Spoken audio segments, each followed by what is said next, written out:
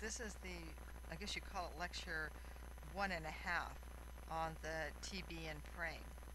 And I've separated this out so that the lectures don't get too long. Okay, this is about the oscillating circle and the oscillating plane. If you look at these three vectors, obviously each pair of vectors could make a plane, right? N and B make one plane, B and T would make a plane. It just takes two vectors to make a plane. But the plane that's shown here, created by N and T, let me erase that and try to do a better job of it. Right, the plane that's shown here is created by the vectors T and N, and it's called the oscillating plane.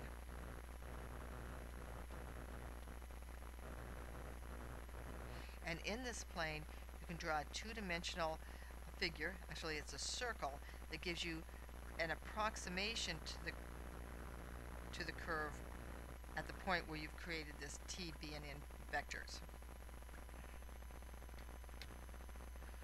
So here's the word typed out instead of written. It's called the oscillating plane. It's a plane created by the T and the N vectors, and in this oscillating plane is the oscillating circle. The circle is the best approximation to the curve, or it's a 2D approximation to the curve at this particular point. It shares quite a few features with the curve and with the space curve. And the radius of the circle, though, is 1 over the curvature. So here are some examples. This is the space curve here, and the lighter circle is the oscillating circle. It touches the curve right at the point where you calculated the curvature. The tangent to the circle at this point and the tangent to the curve is the same, although rather poorly drawn here, but they share the same tangent. They share that same point. I'll call it S naught. So they're sharing a point right here. They share the tangent. The normal points from right to the center of the circle, and the radius of the circle is the inverse of the curvature. Here's another example. You see how the circle fits right in here. It shares this point with the space curve.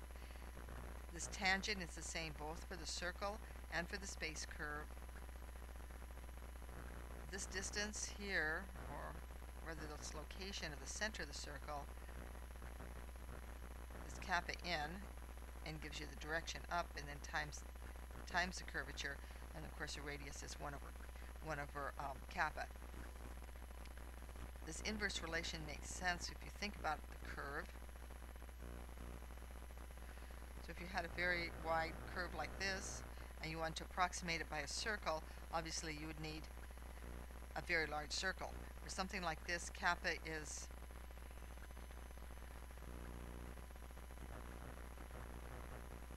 small. The curvature is small here, but the circle would have to be very big. I compare it with, say you had a real tight corner that you were turning. Well, kappa here is large for this type of a corner, but the circle that would fit in here would have a very small radius. So that's your oscillating circle and the oscillating plane, and this relationship will come back again that the radius is 1 over the curvature.